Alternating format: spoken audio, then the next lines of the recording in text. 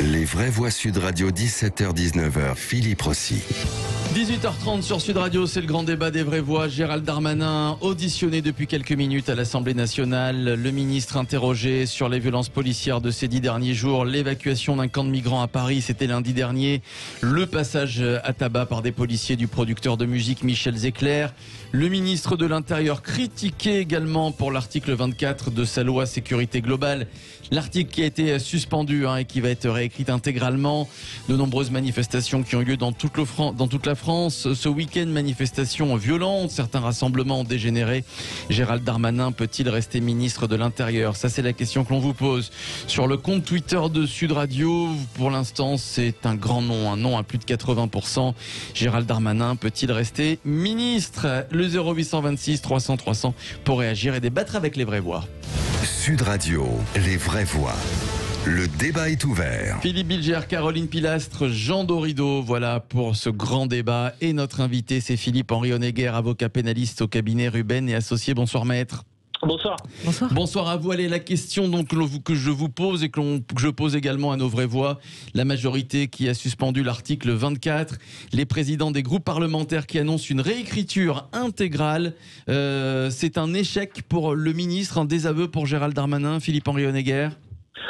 C'est certain, c'est-à-dire que ça fait plusieurs semaines que tout le monde s'écharpe autour de ce texte pour savoir déjà s'il dit ce qu'il dit, c'est-à-dire qu'il va y avoir une interdiction de filmer les policiers ou que c'est plutôt l'esprit du texte qui est une sorte d'entrave à la liberté de filmer, de se protéger de la liberté du journalisme.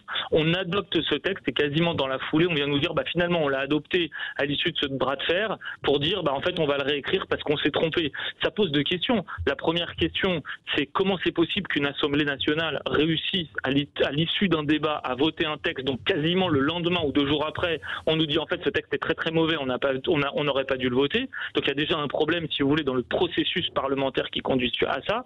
Et puis plus généralement, c'est qu'on se rend compte que l'actualité, une fois de plus, on a eu cette affaire qui est sortie il y a quelques jours, vient illustrer, influencer la façon dont on fait les lois. Soit on fait bien les lois et quelle que soit l'actualité, une loi a la vocation à rester dans le temps, soit chaque fait divers vient modifier la loi dans un sens et dans l'autre. Et à ce moment-là, c'est qu'on fait très très mal les lois. Bon, là, le gouvernement a reculé. Il n'a pas reculé pour la réforme des retraites, Philippe Bilger. Et pourtant, il y en a eu des grèves et des manifestations. Oui, mais parce que moi, je considère que la loi n'était pas mal faite. Alors l'article 24, donc celle d'interdire de filmer les policiers. Et simplement, l'opposition, et notamment celle des journalistes, a réussi à détourner le sujet de la nécessaire protection des fonctionnaires de police, notamment dans la part non professionnelle. Ils étaient surtout là destinés à être protégés en faisant une machine de guerre prétendue contre les journalistes. Mais à mon avis, et pardon, je ne suis pas en accord avec Maître Honegger, c'est de la démagogie pure, quoi. C'est-à-dire que le pouvoir, l'Assemblée suspend. Elle réécrira le texte. Je suis curieux de voir comment elle maintiendra l'esprit de ce texte. Voilà. Alors j'attends avec impatience de voir cela. Oui, parce que c'est vrai que Maître Honegger, si on ne peut plus filmer les policiers, si en tout cas cette interdiction saute, il n'y a plus d'article 24 tout simplement. Alors oui, on va pas broder autour. Non, mais il faut fixer ce qui est l'exact objet du débat. Je suis d'accord avec Philippe Bilger pour dire que à ce stade, c'est de la démagogie, c'est-à-dire simplement la satisfaction directe d'une sorte d'opinion publique. C'est de la démagogie de dire qu'on revient sur ce texte. Mais ce qu'il ne faut pas oublier, c'est que ce texte lui-même est un texte purement démagogique, parce que le texte ne dit pas interdiction de filmer les policiers. Le texte dit interdiction de diffuser des images dont l'objet serait d'atteindre à l'intégrité physique et psychique des policiers. C'est-à-dire, en gros, diffuser des images dans le but de diffuser la haine contre les policiers. Et en quoi ce texte est parfaitement démagogique? Parce que n'importe quel juriste vous dira qu'en réalité, cette infraction-là, c'est-à-dire diffuser des images ou un texte dans le but de porter atteinte à quelqu'un, ça existe déjà. C'est déjà puni par la loi. Donc en fait, on a un gouvernement qui dit, tiens, on va faire un texte purement démagogique pour, en gros, faire plaisir aux policiers en leur créant artificiellement officiellement une infraction qui existait déjà, pour que tout le monde se dise, parce que c'est comme ça que ça a été présenté au départ, pour que tout le monde se dise on n'a plus le droit de filmer les policiers, puis on recule en disant ah non mais c'est pas ça que voulait dire notre texte, en fait regardez bien, c'est pas ça qu'on voulait dire, et puis une fois qu'on l'a fait passer, pour satisfaire l'opinion publique qui se dit mais c'est impossible, on nous interdit de filmer les policiers, c'est une horreur, on retire le texte. En fait, si vous voulez, c'est de la cosmétique sur de la cosmétique sur de la cosmétique, mais les gens qui font les lois n'ont plus aucun intérêt pour la réalité des lois qu'ils font. Ils sont sur l'écume de l'opinion publique qui a surfé sur les médias. Finalement, on peut dire, Jean Dorido, que Gérald Darmanin s'est un peu fait piéger par son article, Jean Dorido. Alors, je ne sais pas si c'est l'article qui l'a piégé ou si c'est l'aile gauche de La République En Marche qui prend un peu sa revanche, parce que clairement, le président Macron est en train de travailler son aile droite depuis un certain temps. Certainement que s'il se présente en 2022, s'il est au second tour et s'il est élu, ça fait beaucoup de si, ce sera grâce à son aile droite, parce qu'à gauche, on voit les Montebourg, les Hidalgo qui sont déjà en train de rassembler leurs troupes. Et donc là, manifestement, Darmanin, oui, il s'est tiré une balle dans le pied. Et du coup, l'aile gauche de La République En Marche, Castaner en tête, c'est assez drôle d'ailleurs, si j'ose dire, de le voir. Il a occupé le siège de ministre de l'Intérieur il n'y a pas très longtemps, et c'est amusant de le voir dire mais nous, de toute façon, les parlementaires, on va prendre les choses en main. Sous-entendu, on va faire du vrai bon travail, parce que là, vraiment, ce ministre, il ne sait pas s'y prendre. Donc j'ai plutôt le sentiment que c'est une querelle interne à La République En Marche entre l'aile gauche et l'aile droite, aux dépens, comme toujours, des Français qui ont besoin d'être protégés avec des policiers qui ont les moyens de faire leur travail. Quoi. Ouais. Il est en sursis, Caroline Pilastre, Gérald Darmanin, gouvernement? Honnêtement, il est fragilisé par ELV, par l'aile gauche de la REM, évidemment, qui ne le supporte pas, mais il sera toujours soutenu par le président Macron, parce que le président Macron aussi, stratégiquement pour 2022, savonne la planche à la droite. Et en fait, ces grands noms au gouvernement, ceux qui ont quand même de l'expérience, sont de droite. Vous regardez son ministre de l'économie Bruno Le Maire, Monsieur Castex, donc, qui est le Premier ministre, Monsieur Darmanin. Maintenant, si on revient sur l'image qu'ont eue les ministres de l'Intérieur jusqu'à présent. Souvenez-vous aussi qu'Emmanuel Valls ainsi que Nicolas Sarkozy étaient très décriés par une partie des Français. Ça ne les a pas empêchés de rester jusqu'au bout. Donc c'est pas le problème. Je veux dire, on peut toujours être pour ou contre. Mais oui, je pense que c'est vraiment une question de guéguerre intestine, au-delà de l'union potentielle de la gauche PS, ainsi que les plus radicaux. Voilà. Il n'est pas en danger. Non, je ne pense pas du tout, parce qu'il sera toujours soutenu par le président Macron, parce que qui il aura pour faire le travail à ce niveau-là? Il n'a personne d'autre. Et puis il a besoin de cet électorat, parce que cet électorat de droite compte, même si c'est quelqu'un de gauche, monsieur Macron. Philippe Bilger, donc sur les violences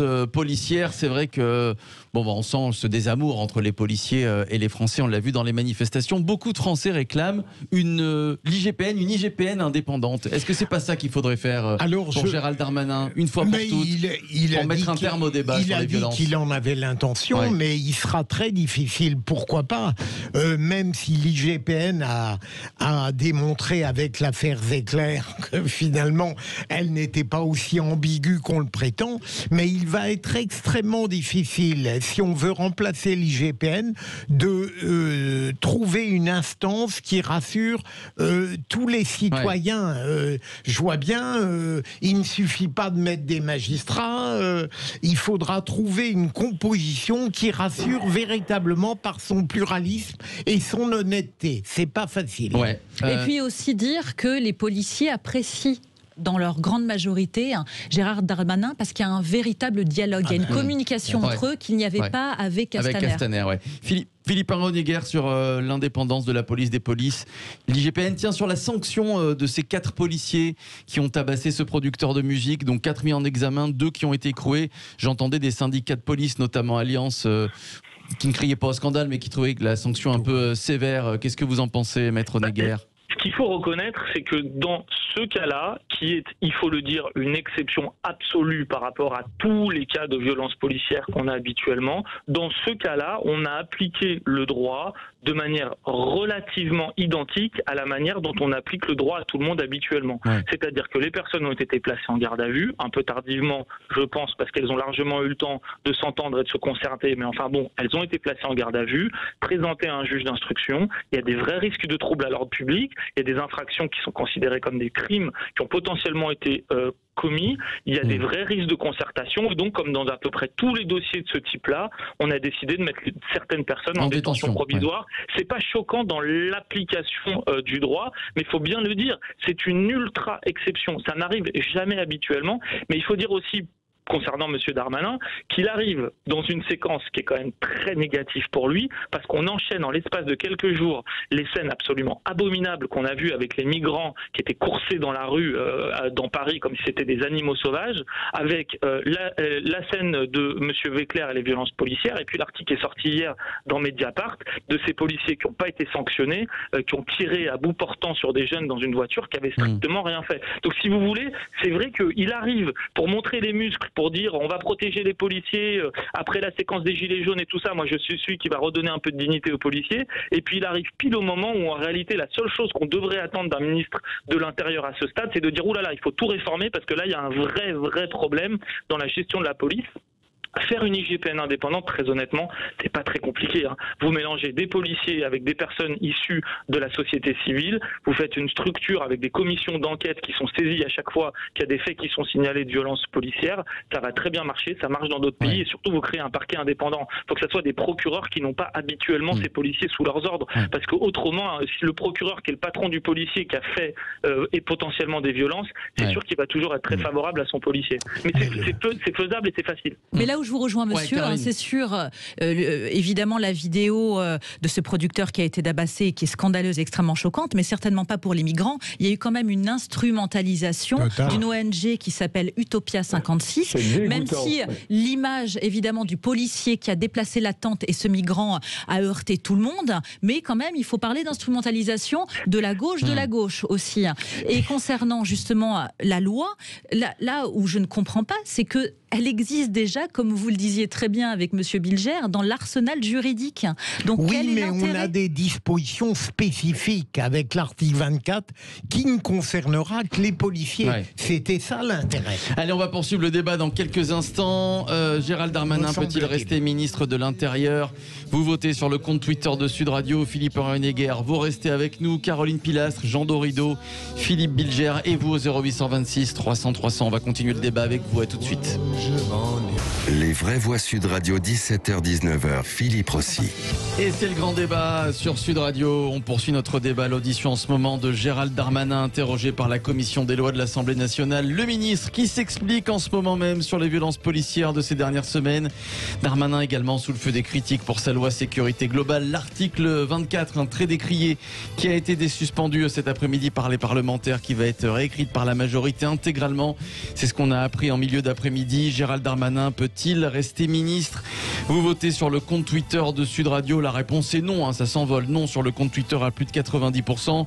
On poursuit le débat avec Caroline Pilastre, Philippe Bilger, Jean Dorido, Maître Philippe-Henri Honegger, notre invité avocat pénaliste au cabinet Ruben et Associés, et vous évidemment 0826 300 300. Sud Radio, les vraies voix. Prenez la parole. Vous prenez la parole. Olivier nous appelle de Bordeaux. Salut Olivier. Bonsoir à tous. Bonsoir à vous Olivier. Bonsoir Olivier. Alors, il y aurait plein de choses à dire. Je vais essayer d'être synthétique. Commencez par le début, alors, pour moi, Darmanin, c'est un peu la matraque de M. Macron. Je pense que c'est un gouvernement qui tient par la police. Et donc, il y a une partie de la police qui est enroulée. Je dis une partie, parce que je pense qu'on a une vraie police républicaine et qu'elle doit bien souffrir en ce moment de ce que font les collègues. Je vais dire ça comme ça, collègues entre guillemets. Moi, je pense qu'on se pose pas assez la question de l'implantation de l'extrême droite dans la police, parce que c'est bien gentil de parler d'extrême gauche à chaque fois qu'on voit des black blocs qui se baladent bien tranquillement avec la bénédiction de tout le monde, mais il y a un problème d'extrême droite dans la police.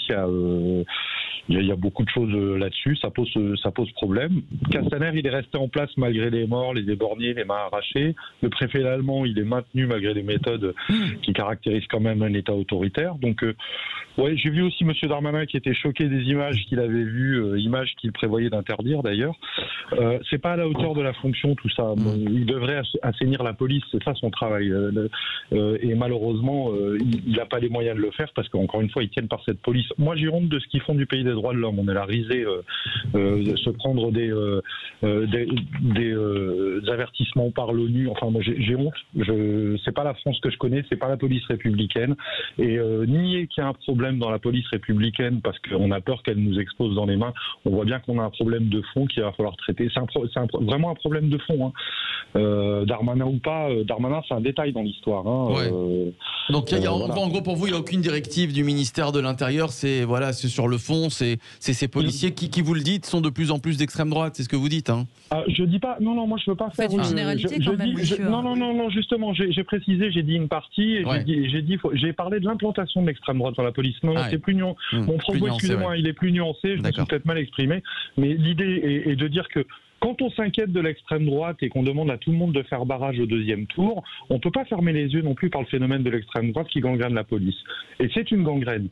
Et il ne faut pas la sous-estimer. Et moi, je pense que c'est dommage d'être dans le déni par rapport à la police, parce qu'il faut toujours avoir la posture du politiquement correct qui dit « Oh non, les policiers, surtout pas, on ne touche pas aux policiers ». Mais si on aime la police républicaine, on est capable de pointer du doigt ce qui ne va pas. Bon. Et c'est ce qui est en train de se passer. Ouais, Philippe Bilger, juste après, maître Philippe Henri-Honegger. Je ne comprends pas le problème de l'extrême droite dans la police. La multitude des missions qu'elle accomplit en parfaite conformité avec l'esprit républicain est totalement compatible avec par moments des délires et des paroxysmes de violence comme celui de Zecler. Ça n'a rigoureusement rien à voir avec l'extrême droite. Si vous voulez dire que par exemple l'esprit général de la police n'est pas complètement déconnecté d'une vision autoritaire de l'État, c'est une évidence. Mais je ne crois pas que l'extrême droite soit véritablement le ressort fondamental qui explique certaines dérives. Philippe Henri-Honegger, sur les propos de notre auditeur. Non, c'est vrai, quand on regarde, il y a certaines études qui sont sorties ces dernières années que dans la police, on a une part non négligeable de gens qui votent vers la droite extrême ou l'extrême droite, mais à la limite, c'est des partis, vous savez, qui sont républicains, en tous les cas jusqu'à preuve du contraire, et donc c'est pas interdit de voter pour qui on veut voter. Ce qui est beaucoup plus inquiétant, en revanche, c'est pas des gens qui votent pour l'extrême droite, c'est qu'on a de plus en plus de retours de comportements et de manifestations d'opinion de la part des policiers qui sont là illégaux, c'est-à-dire de comportements racistes, discriminatoires. Avec toute l'année 2020, on en a vu, ça a été égrené quasiment toutes les semaines ou tous les mois par, vous savez, des groupes WhatsApp de policiers qui ont des propos extrêmement racistes, extrêmement complotistes, par des policiers qui dénoncent le racisme qu'ils subissaient eux-mêmes ou dont ils ont pu témoin dans le comportement des policiers, les contrôles de police aux faciès, les violences. Et il faut quand même bien le dire, dans le cas des deux affaires dont j'ai parlé, c'est-à-dire le Michel qui a été frappé par des policiers et le cas de ces jeunes dans une voiture qui ont été contrôlés et on leur a tiré dessus sans raison, dans ces deux affaires, à chaque fois sont dénoncés des propos racistes prononcés par les policiers, des violences qui semblent être légitimées par un racisme profond qui anime ces policiers-là. C'était un groupe WhatsApp pour les auditeurs, un groupe WhatsApp en Normandie qui avait fuité avec donc des policiers. Il y avait combien de policiers sur ce groupe? Il y en avait des dizaines et donc voilà, les messages ont fuité, des propos racistes notamment. Oui, Caroline, juste après Jean Dorido. Oui, il y a à peu près 300 000 policiers, forces de l'ordre. Et ça représente 0,3% de cette population qui se conduit mal. Bien évidemment que derrière n'importe quel uniforme, vous avez des hommes, et vous avez des hommes qui peuvent déraper et qui doivent être lourdement condamnés et sanctionnés. On est tous bien d'accord. Mais là où moi j'ai du mal, c'est sur la malhonnêteté intellectuelle. C'est-à-dire que quand vous dites ça, messieurs, monsieur l'avocat et monsieur l'auditeur, j'ai oublié leur prénom, pardonnez-moi. Olivier et maître Honegger qui est avec nous. Il faut aussi parler des policiers qui se font tabasser, qui ne peuvent pas rentrer dans des cités, qui sont menacés, chaque année, qui sont agressés pour le SMIC. Donc, il y a un moment donné, il faut être juste de chaque côté. Quand on se conduit mal, et c'est vrai que lorsqu'on porte un uniforme, on doit avoir une exemplarité parce qu'on représente la République, donc la France. Mais arrêtez un petit peu de voir aussi le méchant flic au profit du gentil voyou manifestant qui serait là. Le mot de la fin, Philippe Henri-Honegger. Non, mais c'est juste que, excusez-moi, personne ne dit ça. On dit simplement. Vous n'en avez pas parlé des exactions commises. Attendez, parce qu'en fait, on va laisser répondre Maître Neguer. Ouais. Cet argument que vous soulevez, il est hors débat. Je vais l'écarter très rapidement. Vous avez absolument raison. À chaque fois qu'un policier est victime d'un fait qui est répréhensible, ça doit être puni et sanctionné. Et c'est vrai qu'il y a des faits qui sont nombreux et qui sont commis sur les policiers et qui doivent être punis incontestablement. Mais c'est juste pas l'objet du débat. L'objet du débat, c'est de se dire non, c'est pas parce qu'ils sont frappés par la population ou parce qu'ils sont victimes de violences qu'ils auraient plus le droit. Bien sûr que non, mais je ne justifie, ne dédouane rien, monsieur. Le débat, c'est juste de dire on a une frange non négligeable de notre police dont on se dit qu'ils sont racistes et c'est extrêmement inquiétant. Une minorité, monsieur. Et ça, c'est bien de le préciser aussi. On prend contre ça, malheureusement. Allez, on va devoir terminer le débat. 20 secondes, Jean Dorido, je vous donne 20 secondes. En 20 secondes, je vais rejoindre Caroline Pilastre en rappelant qu'il ne faut pas faire d'amalgame. C'est quand même très très important de rappeler qu'effectivement l'immense majorité des policiers et des gendarmes sont des personnes extrêmement intègres qui font un travail admirable et c'est pas très correct justement d'amalgamer pour quelques brebis galeuses, de faire une espèce d'amalgame qui n'est pas digne et de rappeler que l'indignation devrait quand même être déclenchée à chaque fois qu'un policier se fait agresser dans l'exercice de ses fonctions. Or, on voit des personnes très visibles qui ont des indignations à géométrie variable et c'est assez consternant. Merci Jean, merci à Maître Philippe Renéguer, avocat pénaliste au cabinet Ruben et Associés.